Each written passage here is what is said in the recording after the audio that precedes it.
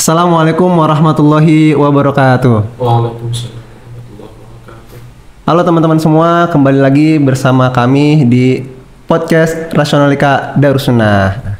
Kali ini kita akan membahas suatu pembahasan yang nampaknya itu jarang dibahas oleh khalayak banyak dan juga termasuk oleh kawan-kawan di Darussunnah sendiri, yaitu mengenai sosok Pak Yai dari sisi lain. Kita mengenal Pak Yai selama ini, Pak Yai sebagai ahli hadis atau setidaknya ahli fikih karena pernah ada di MUI teman-teman. Dan pada kesempatan hari ini kita akan membahas sisi lain dari Pak Yai sebagai seorang budayawan dan sastrawan.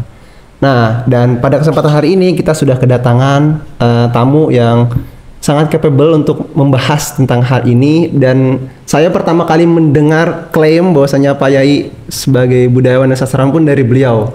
Dan kita telah kedatangan Ustadz Imam Budiman. Selamat datang Ustadz Imam. Ya, selamat datang. Ya. Yus, apa kabar? Alhamdulillah baik Ustadz. Ustadz apa kabar Ustadz? Alhamdulillah baik. Terima kasih Ustadz telah menempatkan waktunya untuk bersama kita membahas tentang suatu klaim yang ini jarang didengar oleh orang-orang gitu ya. Baik Ustadz Imam, sebelum kita membahas tentang Pak Yai ya, Ustadz Imam kan salah satu seorang pegiat sastra gitu ya. Yang saya tahu Ustadz Imam karya-karyanya itu sudah upload di Tempo, kemudian di Republika, kemudian juga di Media Indonesia, Pemikiran Rakyat, kemudian ada di majalah Sastra Kandala. Mungkin boleh Ustadz Imam ceritakan dulu perjalanan Ustadz Imam mengenal sastra dari kecil, kemudian bisa bertransformasi menjadi pegiat sastra seperti sekarang ini. Ya, baik, terima kasih Yus. Alhamdulillah, saya pribadi pertama tentu senang bisa bertemu dengan teman-teman di kesempatan ini. Tidak lain untuk sama-sama mengenang kembali kiprah Pak Kiai ya, yang dulunya beliau banyak sekali memberikan semangat, spirit kepada kita semua. Dan hari ini kita coba membincangkan beliau kembali, terutama dalam topik yang saya pikir penting untuk diketahui bersama, terutama kita santri Darussunnah. Saya pribadi mengawali pengetahuan saya atau ketertarikan saya dari sastra sebetulnya berawal dari pesantren.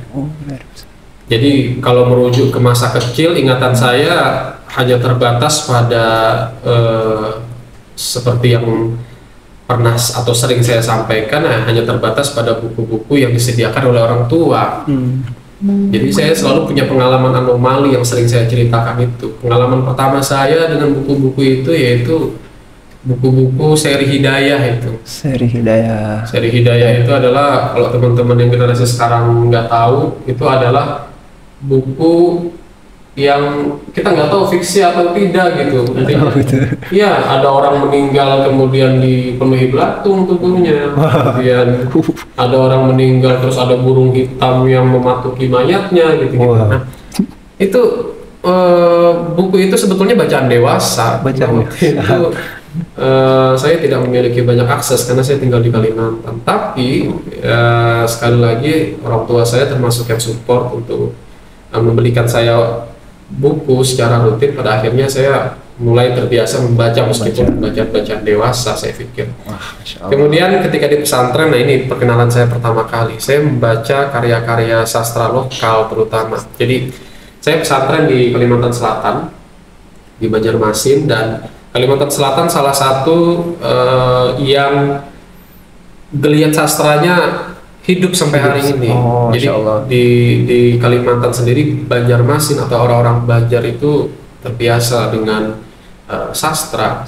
Sehingga waktu itu saya membaca banyak sekali karya para sastrawan lokal, dan saya mulai tertarik. Biasa ada dorongan karena kita banyak membaca, pasti akan selalu ada dorongan untuk menulis. Betul. Sehingga saya mulai menulis, belajar mulai dari diary gitu. Kemudian punya buku sendiri ya, versi sendiri, sampai akhirnya memberanikan diri mengirimkannya ke media cetak.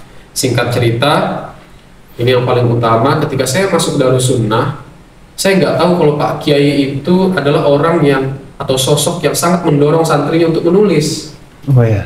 Sehingga ketika pertama kali bertemu Pak Kiai, Pak Yai dawuh, Ini udah masyhur sekali dawuhnya, wala tamutunna illa wa antum katibun. Pokoknya mesti berkarya, mesti nulis.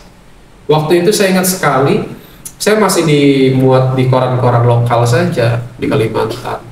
Akhirnya karena ada dorongan itu, merasa disupport baik secara fasilitas dan spiritual kira-kira gitu ya. Akhirnya saya mencoba memberanikan diri ke media nasional dan saya bersyukur sekali di tahun pertama saya di Darussunnah, karya saya, puisi-puisi itu bisa dibuat di media nasional. Nah singkatnya sampai pada akhirnya hari ini saya masih membiasakan itu. Di tahun ini juga saya masih tetap menulis, mengirimkannya ke koran, dan juga tentu saja mendorong para santri. Jadi sekarang tugasnya agak sedikit bergeser gitu. Jadi ngajakin santri, mahasantri untuk ayo kita nulis, ayo kita bikin karya kreatif apapun bentuknya, dan nanti mungkin akan kita bicarakan mengenai karya-karya kreatif itu. Baik. Gitu Yus.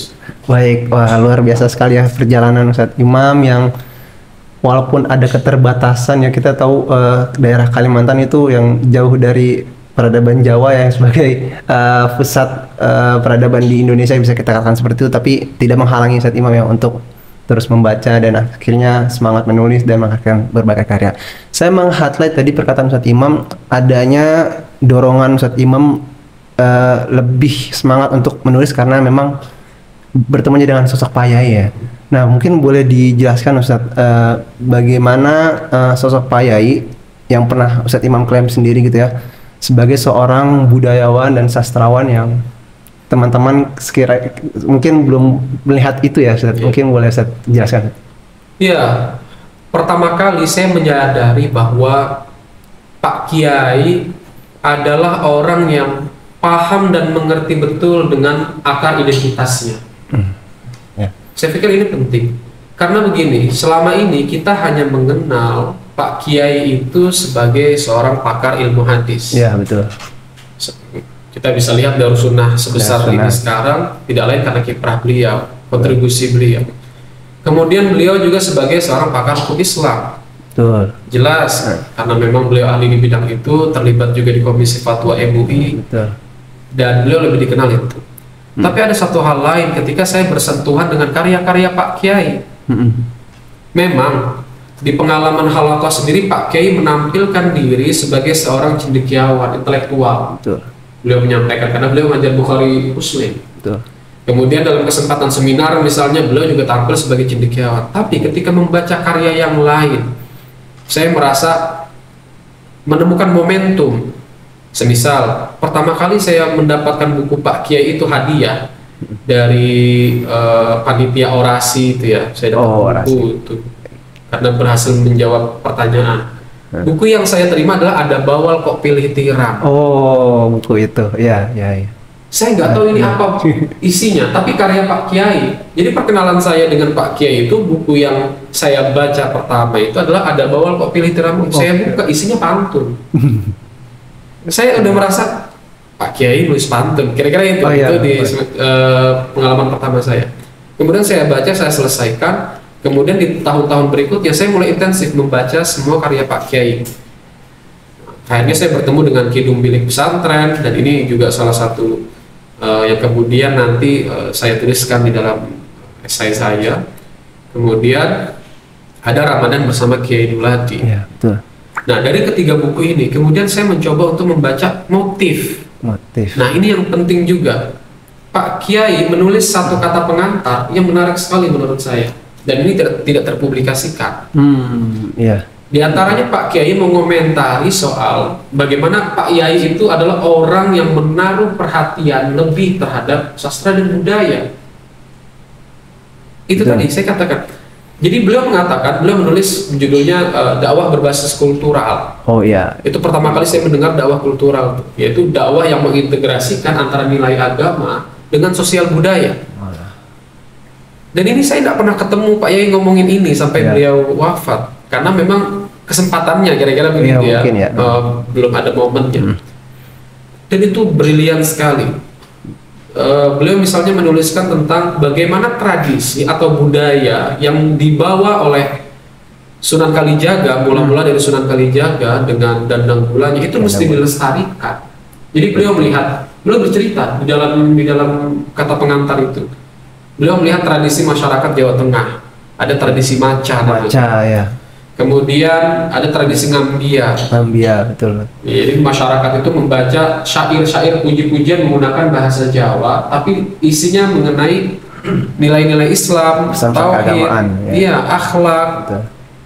Dan pakai resah karena tradisi ini rupanya belakangan semakin minim, semakin berkurang, terhapus.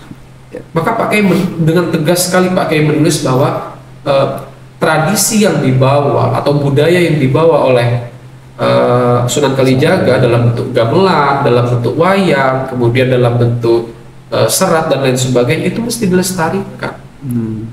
Akhirnya dari dua buku yang pertama ini yang pantun, saya sudah merasa Pak Kiai nulis pantun, jadi pantun tapi isinya tentang ekonomi Islam, kan menarik sekali. Ada bawal kok pilih tiram, ada yang halal kok pilih yang haram.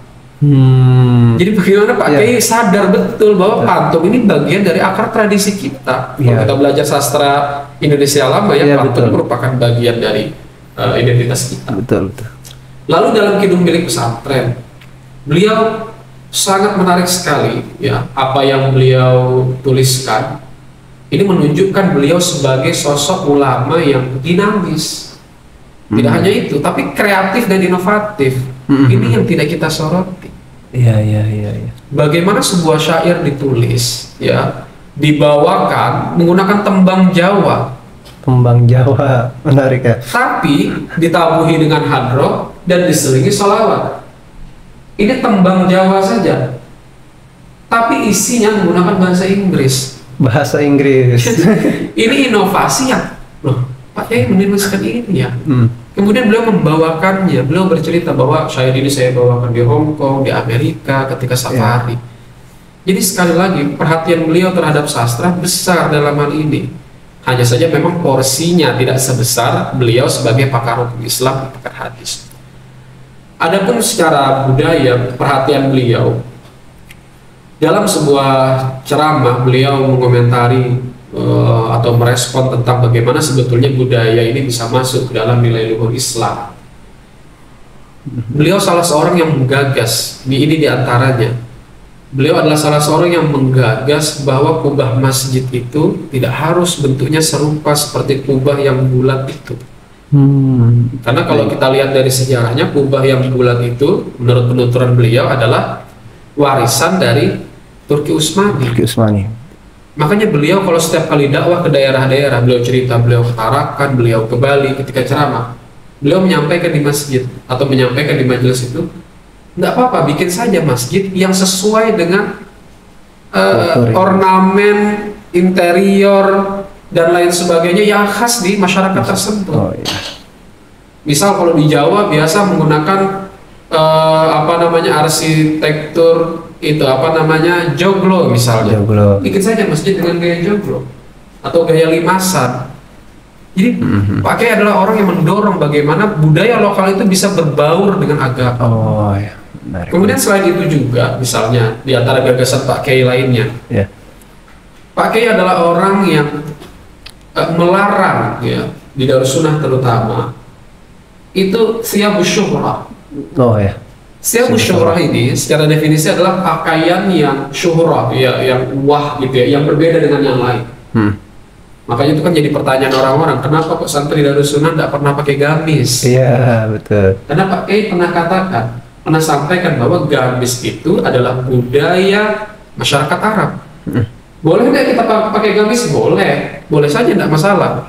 Entah karena dalih ittiba sunnah misalnya, atau menghormati ketika kita berada di Makkah Madinah kita pakai gamis, tidak apa-apa. Tapi kalau di Indonesia yang khas kita adalah kita pakai sarung, kita pakai baju koko putih, peci putih. Jadi Pak Kiai selama ngajar di Darussunnah itu nggak pernah pakai gamis, dia sarung, koko putih, peci putih, karena itu yang khas di kita. Nah, sehingga pandangan ini kemudian beliau tuangkan juga dalam sebuah tulisan, yaitu di dalam kitab At-Turuq As-Shahihah fi Fahmi Hadits An-Nubuwah, yaitu membedakan mana yang agama dan mana yang budaya. Jadi beliau memberikan catatan juga Jadi tidak secara serampangan semuanya bisa dibaurkan, enggak. Ada syarat-syarat tertentu. Tidak melanggar syariat, ya, tidak merusak nilai agamanya. Artinya perbauran ini sebagai bentuk penghargaan kita ya, sebagai kekayaan atau kekayaan khazanah kita Indonesia yang memiliki banyak sekali tradisi dan budaya. Jadi saya pikir itu dua di antaranya, dan masih banyak sekali ya gagasan Pak Kiai. Misalnya lagi selain itu beliau menggagas bahwa dakwah itu mediumnya tidak hanya mimbar, tidak hanya majelis, tapi bisa menggunakan medium seni, wayang misalnya. Kalau konteks hari ini kan, kalau kita kontekstualisasikan, ini kan sesuai dengan topik atau tema haul kita tahun ini, kontekstualisasi dakwah masa kini. Iya, betul. Kalau kita bawa ke hari ini, ya bagaimana teman-teman bisa membawa dakwah itu ke dalam video, kemudian dalam infografis, kemudian dalam musik juga misalnya. Pak Kiai juga mendorong untuk itu. Jadi gagasan-gagasan semacam ini penting untuk dikemukakan agar kita memahami bahwa dakwah itu tidak kaku, dakwah itu tidak statis tapi dinamis, fleksibel, gitu ya. Baik. Sehingga kita santrinya, ya, kita semua santri yang hadir di sini tentu bisa menangkap spirit itu untuk kita aplikasikan. Oh ya, saya kira itu. Yus. Baik, terima kasih Ustaz Imam. Wah, jadi teman-teman sudah punya gambarannya sebagai bagaimana sosok Pak Yai itu sebagai seorang sastrawan dan budayawan yang ternyata memiliki gagasan-gagasan dan pemikiran-pemikiran yang mendasar ya. Baik, Ustaz Imam, mungkin kita juga tahu ya, di antara cendekiawan Muslim di Indonesia juga ada yang berlatar belakang juga sebagai sastrawan dan juga budayawan seperti MH Ainun Najib kita bisa katakan, atau Gus Mus. Nah, lantas menurut Ustaz Imam, apa yang membedakan Pak Yai dengan nama-nama yang telah saya sebutkan tadi itu? Ya, tentu kalau disetarakan tidak seperti nama-nama yang disebutkan tadi. Kita bisa menyebut Buya Hamka, betul. Ainun Najib. Menurut saya adalah para tokoh-tokoh cendekiawan ini bergerak di segmennya masing-masing. Ya. Kalau Cak Nun tentu karena beliau asli budayawan, kira-kira begitu ya. Kemudian pergaulannya memang lebih luas. Sehingga beliau bisa menjangkau lebih banyak, dan isu-isu yang diangkat juga kita bisa baca dan dengarkan dari penduduk cintanya misalnya. Buya Hamka dengan kekhasannya sendiri misalnya, beliau menyasar pada era itu ya masyarakat yang cenderung awam sekali. Bahkan karya-karya novel beliau boleh dikatakan di awal sekali diterbitkan itu kan dianggap karya picisan, karyanya Buya Hamka. Adapun Pak Kiai menurut saya dalam hal ini beliau tampil sebagai sosok yang memiliki perhatian lebih terhadap sastra dan budaya dalam bidang yang lebih spesifik, terutama di kalangan pesantren. Oh ya. Kalau kita lihat misalnya dari karya beliau, Kidung Milik Pesantren, jelas beliau menuliskan di kata pengantar kenapa dinamai Kidung Milik Pesantren, karena karya ini lahir dari pesantren dan utamanya bisa dihidupkan oleh kalangan pesantren. Betul. Ramadan bersama Kiai Duladi, ceritanya kalau kita sandingkan dengan kumpulan cerpennya Cak Nun tentu akan berbeda sekali genre-nya, akan berbeda sekali coraknya. Tapi Pak Kiai punya kekhasan sendiri, yaitu bagaimana misalnya sasaran orang-orang yang membaca atau memahami buku ini adalah masyarakat awam. Bahkan Pak Kiai mesti beradaptasi loh, misalnya dengan tokoh-tokoh seperti Kiai Duladi, kemudian yang tinggal di Watu Gugur, dengan tokoh-tokoh yang namanya Pak Imin, Ngatina. Menurut saya ini adalah satu ciri khas yang dibawa oleh Pak Kiai. Kalau kita katakan apakah beliau sebagai sosok yang memiliki perhatian lebih terhadap sastra dan budaya sama seperti Cak Nun atau misalnya Buya Hamka atau Gus Mus misalnya, tentu berbeda. Karena masing-masing saya katakan di awal tadi, mereka punya segmentasinya masing-masing. Nah, jadi ini yang khas dari Pak Kiai. Selain itu juga yang membedakan adalah inovasinya, dan ini tidak dilakukan oleh para ulama lain atau bahkan sastrawan lain. Misalnya yang saya katakan tadi, Kidung Milik Pesantren, beliau menulis teksnya menggunakan bahasa Inggris, tembangnya tembang Jawa, ditabuhi rebana dan sholawat. Ini kan out of the box, kira-kira begitu. Artinya tidak terbayangkan oleh para seniman sastrawan yang bisa mengkombinasikan itu. Dan ini dibawakan oleh Pak Kiai di segmennya sekali lagi. Iya betul. Segmennya adalah jamaah, orang-orang awam atau diaspora yang tinggal di Amerika, yang di Hong Kong, untuk mendekatkan, untuk mengobati rasa kangen, kira-kira gitu. Betul. Karena mereka sudah mengalami akulturasi segala macam bahasa, tapi ini menggunakan bahasa Inggris, tapi tembangnya tembang Jawa. Nanti mungkin bisa ditampilkan tuh bagaimana ada videonya Pak Kiai membawakan itu di jamaah. Ini yang khas sekali menurut saya. Ayo tabui. Wal ali wal asha biman qad wahada wal ali wal asha biman qad wahada. If a handsome is not praying, dia kan bahasa Inggris ya, lagunya lagu Amerika Kebumen gitu. If a handsome is not praying, is he really very handsome?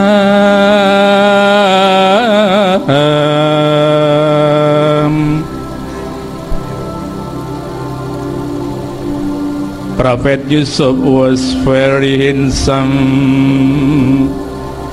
but he always prayed to God.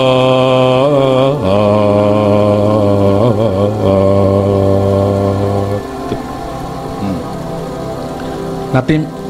If beautiful is not praying, is she really so beautiful?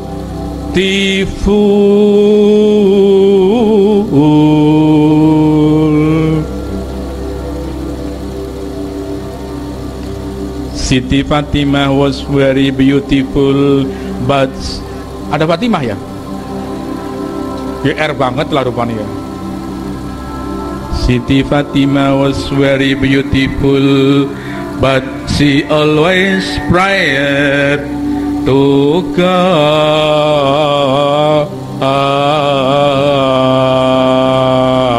Salli wa sallim da iman ala Ahmad. Salli wa sallim da iman ala Ahmad. Wal ali wal ashab biman qad wahada. Wal ali wal ashab biman qad wahada. Yang mungkin waktu itu dibahasakan oleh Pak Yai sebagai perkawinan antara budaya Inggris dan juga Jawa dan Indonesia gitu ya. Luar biasa. Dari sekian banyak warisan budaya kemudian sastra Pak Yai mungkin ya Ustadz, menurut Ustadz Imam yang mana yang paling membekas bagi Ustadz Imam yang mungkin menjadi pengaruh kepada Ustadz Imam sampai hari ini gitu? Ya, sebetulnya secara umum karya-karya Pak Kiai itu mempengaruhi tidak hanya saya pikir semua santri. Karena begini, yang bisa kita ambil dari Pak Kiai adalah bagaimana semangat atau spiritnya untuk bisa membumikan dakwah, agar dakwah ini tidak hanya dinikmati oleh kalangan yang terpelajar saja. Oh iya betul.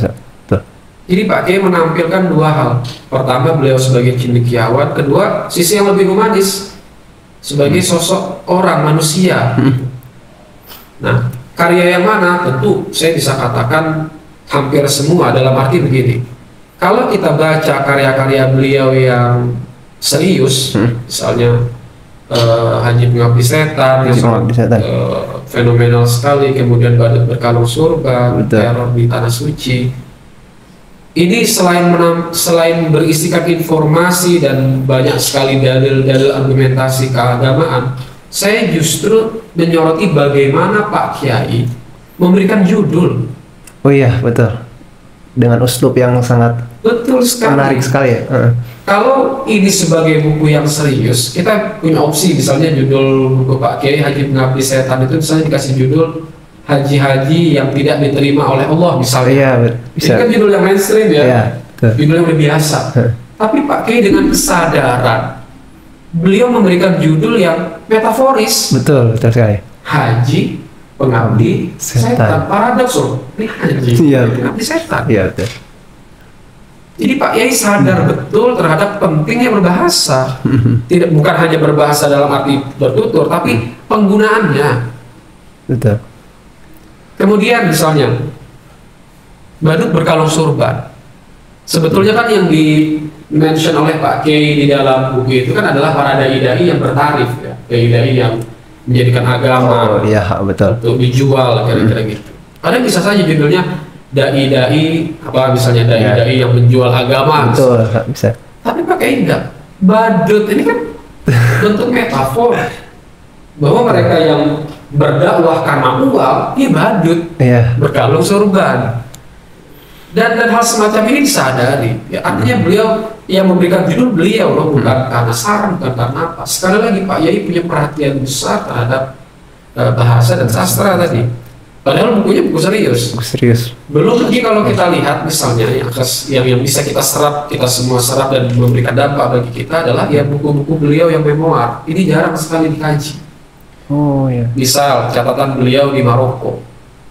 Kalau teman-teman baca karya beliau yang itu, kita akan melihat bagaimana sosok Pak Kiai yang benar-benar seperti layaknya traveler, menuliskan cerita, pengalaman beliau, bahkan selalu ditutup dengan nanti kita bertemu lagi besok ya pembaca, semoga belum. Jadi kalau teman-teman andai kata ada buku Pak Kiai yang 50 sekian itu dijejer, kita akan melihat bagaimana terkadang Pak Kiai sangat berapi-api, ya artinya sangat tegas. Tapi di sisi lain kita melihat Pak Kiai yang sangat fleksibel, yang sangat santai, bahkan dalam penggunaan gaya bahasanya bercanda-bercanda. Bahkan beliau tidak sungkan untuk menuliskan jokes-jokes beliau. Oh iya, betul. Terutama di dalam Islam di Amerika. Coba teman-teman baca Islam di Amerika itu, kita berasa diajak sama digandeng tangan, diajak untuk ini loh yang saya jumpai, ini loh yang saya temui. Jadi beliau tidak tampil tunggal begitu, tidak kecenderungannya untuk tampil menjadi sosok cendekiawan yang serius sekali, yang tidak bisa diganggu, enggak. Tapi Pak Kiai tampil sebagai orang yang tahu memposisikan diri. Kalau beliau tampil sebagai ulama, cendekiawan, beliau akan menggunakan bahasa-bahasa yang lugas. Tapi kalau beliau sebagai seorang sosok yang lain, ya sebagai seorang ulama, beliau sangat humanis sekali. Gitu. Ini tentu di luar dari kita misalnya mendengar ceramah beliau, gitu ya, atau ketika pengajian, beliau kerap kali melontarkan candaan-candaan, dan itu juga hadir di dalam buku-buku beliau. Jadi saya pikir yang terpenting adalah yang berdampak bagi saya dan tentunya harapannya adalah untuk teman-teman santri semua adalah ya kita tahu untuk memposisikan diri. Terutama kita adalah kaum terpelajar, kaum terdidik, jangan selalu merasa di menara gading. Iya. Baik. Merasa elit, Siap. tidak mau turun. Siap. Pak Kiai ya di dalam karya-karya beliau dan metode dakwah beliau selalu menegaskan bahwa kita mesti pandai menyesuaikan. Kalau waktunya kita serius sebagai seorang intelektual, kaum terdidik, ya kita bicara serius.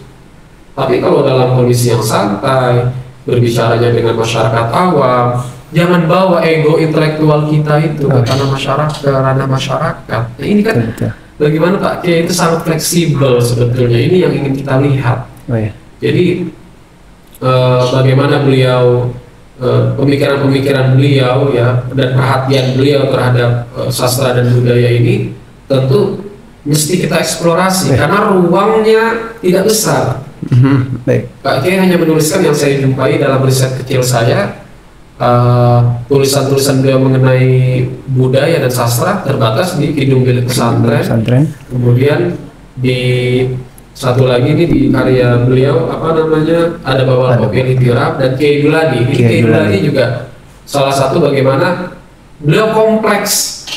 Puisi ada, ya tembang Jawa. Kemudian pantun juga ada. Dan yang tidak bisa kita lupakan adalah beliau juga menulis narasi cerita pendek. Jadi lo komplit. Lalu alasan apa bagi kita santri untuk tidak menyerap semangat itu untuk menulis seperti itu? Karena Pak Kiai sudah memberikan contoh. Apapun medium kita. Oh, Ustadz saya senangnya nulis cerita. Silahkan nulis cerpen. Pak Kiai sudah kasih contoh almarhum. Kemudian saya senangnya nulis puisi. Pak Kiai sudah nulis duluan, Kidung Bilik Pesantren. Kemudian ada Bawal Kopi Tirap. Pertanyaannya, kita mau bikin apa? Baik. Kira-kira itu. Baik, terima kasih banyak Ustadz Imam atas masukan-masukannya. Ini menjadi masukan buat teman-teman santri dan mahasantri juga ya, agar bisa terus menjaga warisan Payai. Baik, sebelum terakhir Ustadz Imam, dengan kekayaan warisan Payai mulai dari 50 bukunya yang ternyata kita bisa lihat ada kekayaan uslub dari Payai juga yang merupakan itu menjadi salah satu unsur dari sastra, dan buku-buku sastra Payai lainnya, bagaimana atau langkah apa yang telah Ustadz Imam lakukan atau bahkan sedang dilakukan oleh Ustadz Imam dalam menjaga spirit, pandangan dan gagasan-gagasan Payai perihal sastra dan juga budaya? Ya, yang saya bisa lakukan adalah mengajak teman-teman semua, baik santri Darussunnah ataupun santri secara umumnya, untuk memiliki karya kreatif. Karya kreatif di sini apapun bentuknya, mau karya sastra dalam bentuk tulis, atau misalnya dalam gubahan lagu, boleh, atau misalnya dalam bentuk skenario drama misalnya. Karena kita lihat, saya perhatikan anak-anak santri ini senang kalau drama. Buatlah drama yang proper, yang bagus, yang membawa nilai-nilai. Terakhir saya lihat santri bikin drama tentang sosok Barsisa misalnya, itu kan seorang yang abid, kemudian di akhir hidupnya justru malah tidak beriman kepada Allah. Nah, cerita-cerita semacam ini dibawa. Syukur-syukur mungkin nanti bisa jadi sutradara misalnya, sutradara santri, menjadi sastrawan santri, atau teman-teman yang senang di videografi juga bisa dikembangkan terus kemampuan itu, keterampilan itu, sehingga bisa membuat konten-konten. Apalagi konteks hari ini ya, orang senang sama video, ada reel 1 menit bikin konten di situ, atau senang infografis. Kalau tulisan kadang orang jemu bacanya misalnya, ada ekstra dibuat infografis. Baik. Ini bisa kita apa namanya, amalkan. Intinya apapun itu, saya mendorong kawan-kawan untuk memiliki karya kreatif. Karena begini, kalau karya ilmiah, saya pikir kita semua sudah setiap hari ya menghadapi itu di kampus, di keseharian. Sehingga saya pikir penting bagi kawan-kawan untuk juga turut mengembangkan kemampuan kreatifnya. Jadi tidak terbatas pada yang ilmiah saja, karena suka salah kaprah. Kita kalau sudah masuk kampus, kita nulis yang serius, artikel, esai, jurnal. Lalu karya-karya kreatif ini dikesampingkan. Lalu idealnya seperti apa? Idealnya adalah yang ilmiah kita jalankan, yang kreatif kita marakkan. Baik. Jadi jangan pernah lupa, karena begini, sekali lagi bahwa ulama-ulama kita, kalau kita mau belajar dari ulama-ulama kita, baik yang hari ini maupun yang dahulu, seperti Pak Kiai maupun yang lampau, bahwa para ulama itu mereka menulis karya kreatif, puisi diantaranya. Imam Al-Rafi misalnya, kemudian Imam Syafi'i, Imam Suyuti, dan Imam Malik, Alfiyah. Sehingga ini merupakan menjadi karya kreatif yang tidak hanya berguna pada masanya, tapi di masa setelahnya. Jadi puisi-puisi ini mengandung hikmah, mengandung pembelajaran, pengetahuan. Jadi para ulama itu tidak melulu menulis karya yang ilmiah saja, mereka juga menulis karya yang kreatif. Karena sekali lagi, yang saya rasakan di teman-teman santri hari ini adalah, saya tidak katakan minimnya kreativitas, tapi lebih tepatnya kurang diperhatikan itu saja. Baik. Andai kata diperhatikan lagi dan bisa ideal gitu ya, stabil antara yang ilmiah dengan yang kreatif, tentu ini akan sangat baik ya bagi kita semua, karena Pak Kiai sudah mengajarkan itu, Pak Kiai sudah memberikan teladan terhadap itu. Jadi saya mengajak teman-teman semua untuk turut aktif ya dalam membuat konten apapun, baik yang digital maupun yang cetak, kira-kira itu. Baik, terima kasih Ustadz Imam. Mungkin terakhir Ustadz, adakah pesan yang hendak Ustadz Imam sampaikan kepada santri dan juga mahasantri secara umum, baik yang di Darussunnah maupun yang di luar sana Ustadz, agar bisa seperti Ustadz Imam itu menulis kreatif selain juga menulis secara ilmiah? Iya, pesan saya adalah jangan takut untuk mencoba. Ya, karena begini, kita kadang merasa takut duluan. Saya mau nulis puisi tapi takut jelek. Ya, persoalan jelek itu memang mesti kita alami. Harus kita lewati ya. Betul sekali.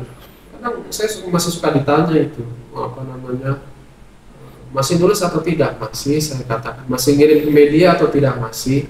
Dan saya katakan, saya kerap ditolak. Setelah 15 tahun mungkin saya di dunia, masuk di dunia sastra ini, dari umur 16 tahun pertama kali saya dimuat di koran sampai hari ini, saya masih kerap ditolak. Jadi penolakan ini adalah sebagai bentuk pembelajaran dan bagaimana kita membangun mental. Jadi jangan pernah takut mencoba, jangan pernah takut untuk malu misalnya, saya nggak mau karena merasa nggak bakat. Tidak, menulis itu keterampilan teman-teman, bukan something given from God, bukan sesuatu yang diturunkan dari Tuhan ke kepala kita lalu kita menjadi penyair, sastrawan atau apa. Tidak, tapi keterampilan yang bisa diasah. Jadi kalau Anda belum punya karya, maka coba dari sekarang tulis. Kalau teman-teman ingin mencoba hal yang baru, lebih baik lagi. Oh Ustadz, saya udah jago nulis, saya mau jadi podcaster kayak Yus nih sekarang misalnya. Bagus sekali, agar kemampuan komunikasinya baik. Itu juga bagus, menantang diri sendiri. Mungkin pertamanya gugup, mungkin pertamanya nggak pede gitu ya. Tapi pada akhirnya itu akan hilang, itu akan bisa karena terbiasa. Maka ayolah teman-teman santri Darussunnah, saya mendorong kawan-kawan untuk menulis kreatif ya dalam bentuk apapun. Dan saya senang dengan program Darussunnah. Nah ini menurut saya bagaimana komitmen kita dalam menjaga kreativitas santri. Dari haul pertama sampai haul ke-9 kemarin, setiap tahunnya lomba cipta puisi itu selalu ada. Itu fun fact pertama. Kenapa? Bukan asal ada saja, tapi Pak Kiai, ya semangat Pak Kiai itu sudah kita serap dari awal. Saya masih ingat sekali haul pertama itu 2017 itu sudah ada menulis esai, kemudian resensi buku-buku Pak Kiai, dan juga kreatif menulis puisi, bahkan cerita dulu di awal pertama tuh menulis kenangan bersama Pak Kiai, cerita. Nah, maka teman-teman sekalian, saya mendorong untuk kawan-kawan aktif dalam menulis, kemudian juga mempublikasikannya. Ini juga tidak kalah penting. Banyak sekali tema topik keagamaan kita yang sulit dipahami, yang hanya bisa memahami hanya kalangan santri atau kalangan yang sudah expert gitu. Maka yuk sama-sama kita turun, sama-sama kita jamah mereka-mereka yang barangkali belum memiliki kesempatan untuk belajar agama lebih dalam. Maka tugas kita lah untuk menyampaikan itu dengan cara yang kreatif. Jadi saya berharap sekali Yus dan kawan-kawan yang hadir di sini juga dan teman-teman yang menyaksikan tayangan ini untuk memiliki karya kreatif ya. Kira-kira itu. Baik, terima kasih banyak Ustadz Imam atas kesempatannya dan juga waktunya dan ilmu-ilmu yang telah disampaikan. Semoga podcast ini bisa menjadi wacana baru buat kita semua, bahwasanya Pak Yai itu selain sebagai seorang intelektual dalam bidang hadis maupun fikih, juga ada sisi sebagai sastrawan dan budayawannya. Dan semoga pesan-pesan yang tadi Ustadz Imam bisa kita serap bersama dan kita aplikasikan gitu ya dalam kehidupan kita. Mungkin itu saja Ustadz Imam. Terima kasih atas segala kesempatannya. Kurang lebihnya mohon maaf. Wallahu muwaffiq ila ma yuhibbu wa yardah. Assalamualaikum warahmatullahi wabarakatuh. Waalaikumsalam.